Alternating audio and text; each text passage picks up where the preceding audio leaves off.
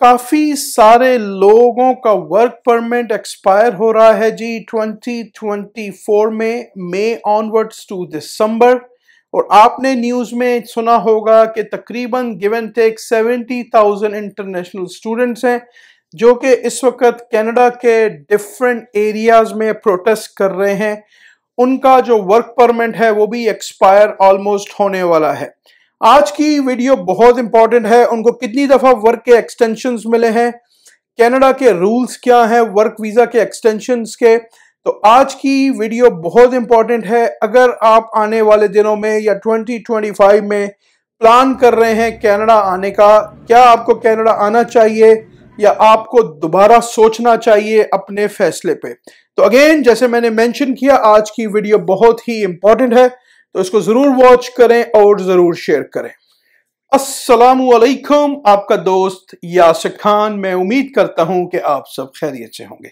जैसा कि आप जानते हैं, मैं टोरंटो और सराउंडिंग्स में फुल टाइम रियल एस्टेट में हूं with many years experience in Toronto and surroundings real estate market.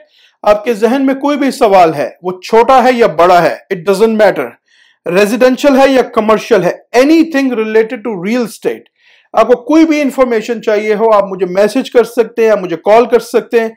हम लोग जूम पे कनेक्ट होंगे and I will guide you properly. And don't forget, मेरी सर्विस जो है वो राइटिंग में गारंटी होंगी। मैं आपको अपनी सर्विसेज इन राइटिंग गारंटी करूंगा। अगर आप सेटिस्फाइड नहीं है तो you can fire me with 24 hour notice. तो चलें जी, टॉपिक की तरफ चलते हैं कि 70,000 इंटरनेशनल स्टूडेंट्स, आप लोगों ने काफी सोशल मीडिया पे देखा होगा, जो कि इस वक्त परेशान हैं। डिपोटेशन हो सकता है हो जाए। इसके अलावा 5 लाख के जो वर्क परमिट है वो एक्सपायर होने वाले हैं by end of this year. Canada इस वक्त जो है वो काफी प्रॉब्लम्स से दो चार है। स्पेशली यहाँ की जो हुकूमत है इस वक्त, जो लिबरल्स गवर्नमेंट है, जस्टिन ट्रूडो साहब, वो इस वक्त जो है वो काफी डेंजर सिचुएशन में आ चुके हैं। जो एनडीपी के जो लीडर थे वो पहले उनको सपोर्ट कर रहे थे, अब वो उनको सपोर्ट नहीं कर रहे, तो उन्होंने पूरा अपना वो बैकअप रेडी वापस ले लिया है कि वो they are not supporting liberals Justin Trudeau. अब सवाल यहाँ पे पैदा ये होता है कि क्या ये मैस डेपोटेशन होने जा रही है डाउन द रोड, होगी नहीं होगी, कितनी आसान है। ये जो इंटरनेशनल स्टूडेंट्स हैं जो प्रोटेस्ट कर रहे हैं काफी लंबे अरसे से कनाडा के डिफरेंट प्रोविंसेस में। वीडियो शुरू करने से पहले अगर आपने मेरे चैनल को लाइक या सब्सक्राइब नहीं किया, प्लीज इसको लाइक करें, सब्सक्राइब करें, शेयर करें, इससे मुझे मोटिवेशन मिलेगी। हम बात कर रहे थे 70,000 स्टूडेंट्स की, जो कि इस वक्त काफी कंसर्न्स हैं। लास्ट 7 ईयर, 6 ईयर, 5 ईयर से वो कनाडा के अंदर हैं और उनका जो वर्क परमिट है वो 3 दफा रिन्यू हो चुका है। जो कनाडा गवर्नमेंट का जो लॉ है वो लाइफ में वर्क परमिट एक ही दफा रिन्यू करते हैं। कोविड के दिनों में यहाँ पे अनफॉर्चुनेटली लेबर की बहुत ज्यादा शॉर्टेज हुई। काफी सारे लोग कनाडा के अंदर नहीं आ सकते थे, बाहर से काफी रिस्ट्रिक्शंस लगी, इन्होंने टोटली बाहर के लोगों को बंद कर दिया था। तो जिसकी वजह से जो इंटरनेशनल स्टूडेंट्स हैं और जो लोग विजिट वीजे पे कनाडा आए थे, उनको यहाँ इन्होंने वर्क परमिट दिए कि आप लोग यहाँ हैं, इकॉनमी का हिस्सा बने, काम करें। तो उसमें इंटरनेशनल स्टूडेंट्स ने उस वक्त काम किया। उनके आवर्स की रिस्ट्रिक्शंस जो थी 20 आवर की, उस रिस्ट्रिक्शन को गवर्नमेंट ने हटाया। तो उन्होंने काफी उस दौरान काम किया और उसके बाद उनके जो वर्क परमिट है वो total up to 3 times renew हो चुके हैं।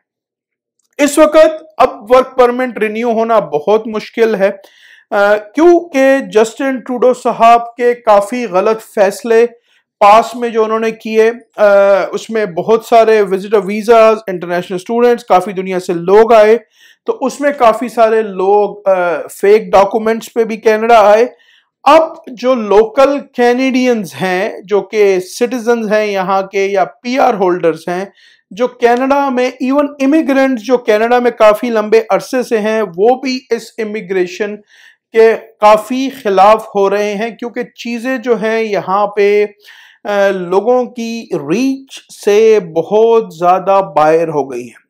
फॉर एग्जाम्पल, जब मैं कनाडा में मूव हुआ बैक इन 2002, उस वक्त जो 1 बेडरूम का रेंट था वो समवेयर $700-800 गिव एंड टेक था। होम प्राइसेस जो थी, एक डिसेंट जो था डीटैच 3 बेडरूम था, वो तकरीबन 3 लाख 3.5 लाख में मिल जाता था। तो जैसे जैसे 2015 से जस्टिन ट्रूडो साहब की हुकूमत आई तो इमिग्रेशन को उन्होंने काफ़ी सपोर्ट किया, काफ़ी सारे लोग पूरी दुनिया से कनाडा की तरफ आए और यहाँ पे सप्लाई और डिमांड में काफ़ी प्रॉब्लम्स हुए। रियल एस्टेट की मार्केट आहिस्ता आहिस्ता आहिस्ता आहिस्ता ऊपर जाना शुरू हो गई।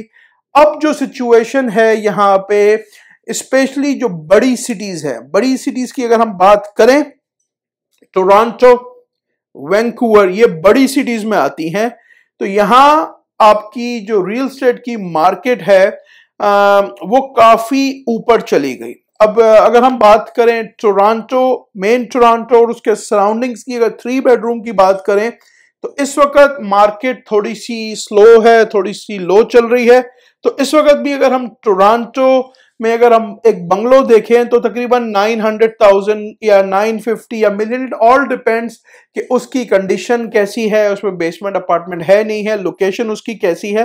तो चीज़ें जो हैं वो लोगों की रेंज से अनफॉर्चुनेटली बहुत ज़्यादा बाहर निकल गई हैं। फॉर एग्जाम्पल, अगर आप एक $6 लाख का घर लेते हैं और इंटरेस्ट रेट है 4.7% और आप बेयर मिनिमम डाउन पेमेंट करते हैं, तो आपकी जो मंथली मॉर्गेज है वो रफली $3,300 है।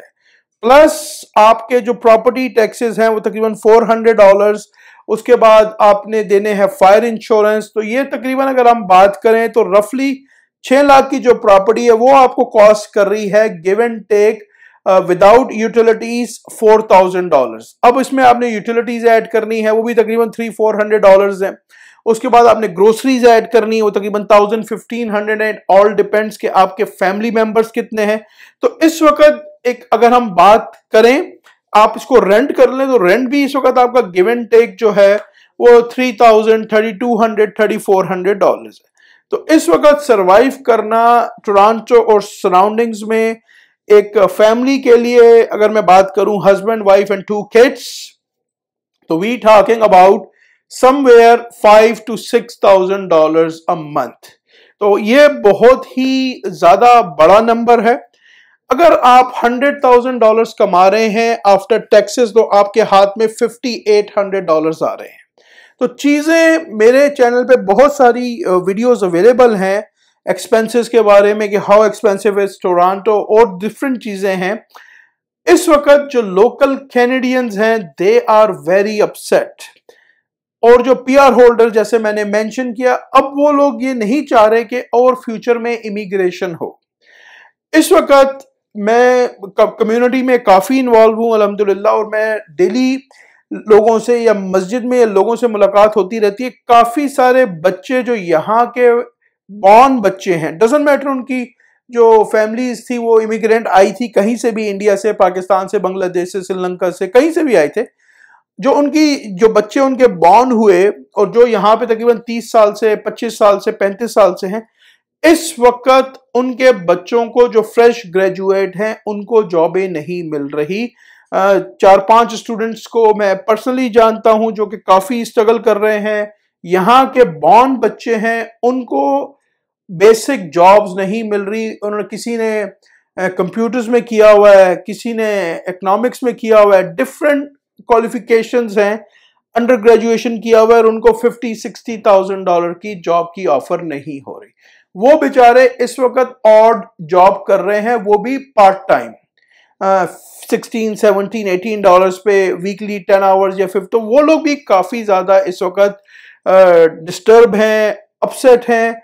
ओवरऑल अभी रिसेंटली एक सर्वे हुआ जिसमें 61% जो कैनेडियंस थे उन्होंने काफ़ी ज़्यादा गुस्से का इजहार किया कि भाई हमारा मुल्क है, हमारे बच्चों को जॉबें नहीं मिल रही, हम लोग रियल एस्टेट में बाइंग नहीं कर सकते। क्यों? क्योंकि बाहर से सस्ती लेबर आ रही थी, राइट। काफ़ी सारे इंटरनेशनल स्टूडेंट यहाँ पे कैश पे भी काम कर रहे हैं जो कि अंडर द टेबल है। फॉर एग्जांपल, अगर $16 या $17 पर आवर का बेस रेट है तो हो सकता है कि बाज़ इंटरनेशनल स्टूडेंट $8 पे या $9 पे या $10 पे कैश पे अंडर द टेबल काफी सारे लोग काम कर रहे हैं और उसमें बेनिफिट भी हो रहा है। जो लोग जिस तरह रेस्टोरेंट्स ओनर्स हैं, तो अगर रेस्टोरेंट ओनर एक आदमी को $17 दे, उस पर टैक्सेस पे करे, तो उससे बेहतर है कि वो एक आदमी को $8-9 कैश पे कर दे, तो वो काफी सारे पैसे बचा रहा है। तो टेक्निकली वो चोरी रेस्टोरेंट का ओनर भी कर रहा है और वो इंटरनेशनल स्टूडेंट भी कर रहा है। International student under the table लेके पैसे ले रहा है और रेस्टोरेंट का ओनर जो है वो कैश पे टैक्स बचा रहा है। तो चोरी दोनों तरफ से हो रही है, तो जिसकी वजह से यहाँ पे इस वक्त सिचुएशन जॉब्स वगैरह की बहुत प्रॉब्लम्स चल रही हैं।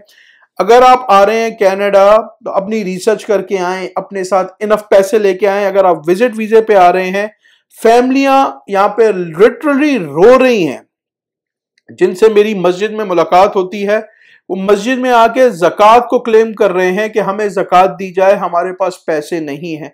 काफी सारी फैमिलीज इस वक्त आ रही हैं मस्जिद और रेगुलर बेसिस पे। वो किस कंट्री से हैं ये मैं मेंशन नहीं करूंगा, लेकिन क्योंकि मैं कम्युनिटी में बहुत इन्वॉल्व हूं, मैं बहुत देखता रहता हूं, तो काफी सारे विजिटर वीजा पे लोग आ रहे हैं और वो आके विद इन अ वीक और 10 डेज और 15 डेज वो आके मस्जिदों को बोल रहे हैं कि खुदा के लिए हमारी हेल्प करें, हमें पैसे दें। तो इस वक्त ये जो वर्क वीजे एक्सपायर हो रहे हैं या जो इंटरनेशनल स्टूडेंट जो प्रोटेस्ट कर रहे हैं, क्या कनाडा इन सबको डिपोर्ट कर सकती है? ये एक बहुत बड़ा सवाल। तो क्या कनाडा इन सब लोगों को डिपोर्ट करेगा? ये बहुत मुश्किल है कि हर आदमी को डिपोर्ट किया जाए, लेकिन पॉसिबल हो सकता है कि कुछ ना कुछ इस नंबर में लोगों को वो डिपोर्ट करें।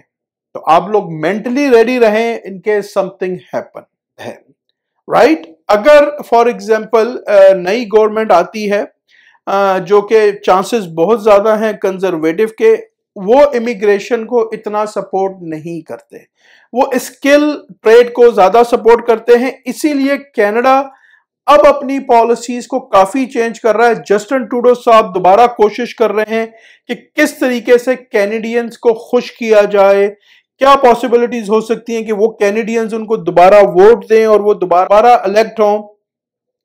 इसके लिए जस्टिन ट्रूडो साहब और उनकी पूरी जो टीम है वो कोशिश कर रही है। जिस तरह इमिग्रेशन मिनिस्टर मार्क मिलर ने काफी चेंजेस की, तो काफी सारी चेंजेस हो रही हैं सिंस 2021। वो इसलिए हो रही हैं कि लोकल कैनेडियंस को खुश किया जाए, उनको ये बताया जाए कि भाई हमने जाते जाते इमिग्रेशन पे बैन लगा दिया, पाबंदीज लगा दी, अब हमें जो बंदे चाहिए वो सिर्फ और सिर्फ जो लेबर क्लास की रिक्वायरमेंट है। फॉर एग्जाम्पल बहुत सारी स्किल्स अभी भी ऐसी हैं जिसमें इनको बंदों की जरूरत है, जिस तरह मेडिकल है, कंस्ट्रक्शन है। जिस फील्ड में इनको बंदों की जरूरत है ओनली उसी फील्ड में ये लोग बंदे इस वक्त ले रहे हैं।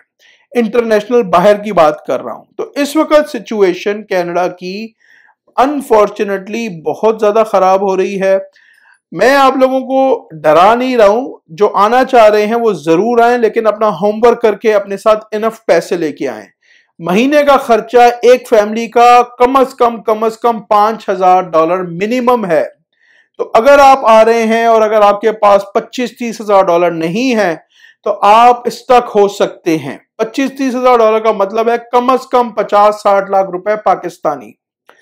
ये आप किसी से भी चेक कर लीजिए। इस वक्त चीजें यहाँ पे रेंट हो गया, ग्रोसरीज हो गई, ट्रांसपोर्टेशन हो गई, सेलफोन हो गया, एवरीथिंग इज क्वाइट एक्सपेंसिव। अगर आप आना चाह रहे हैं जरूर आए, लेकिन अपने साथ प्रॉपर अरेंजमेंट करके आए, प्रॉपर पैसे लेके आए। अगर आपका वर्क वीजा में कन्वर्ट नहीं हुआ, और अगेन जो छोटी जॉब्स हैं, जो लो स्किल्स की जॉब है, उस पे LMIA labour market impact assessment अब आपको नहीं मिल रहा, आपका वीजा वर्क वीजा में कन्वर्ट नहीं हो सकता। उसके बाद जो दूसरा ऑप्शन बचता है वो बचता है असाइलम का। असाइलम पे भी काफी बैकलॉग चल रहा है और आने वाले दिनों में पॉसिबिलिटीज हो सकती है कि उसमें भी ये लोग और ज्यादा सख्तियां करें, हो सकता है उसमें भी ये लोग लोगों को डिपोर्ट करें। तो अगर आप अपनी किश्तियां जला के कनाडा की तरफ आ रहे हैं, इमेजिन करें अगर आपने अपना घर बेचा 1 करोड़ का, 2 करोड़ का, और आपको वीजा आपके एजेंट ने लगवा दिया और आप आए और आपने असाइलम फाइल किया और डाउन द रोड आपका केस डिक्लाइन हुआ। या कुछ भी रीजन हुआ और आपको डिपोर्ट करते हैं, तो आप कहां खड़े हैं? आपके पास प्लान बी है? तो प्लीज जरूर आए, अपनी रिसर्च करके आए। लेकिन कनाडा के हालात इस वक्त वैसे नहीं हैं जैसे कोविड से पहले थे। मैं उम्मीद करता हूं कि आज की वीडियो आपको काफी पसंद आई होगी। अगर अभी तक आपने चैनल को लाइक या सब्सक्राइब नहीं किया, इसको प्लीज लाइक करें, सब्सक्राइब करें, शेयर करें। इससे मुझे मोटिवेशन मिलेगी। हंसते रहें, मुस्कुराते रहें, खुशियां बांटते रहें। इंशाल्लाह बहुत जल्द ऐसी ही किसी और वीडियो में आपसे मुलाकात रहेगी। अपना बहुत ख्याल रखें। अल्लाह हाफिज। All the best and take care.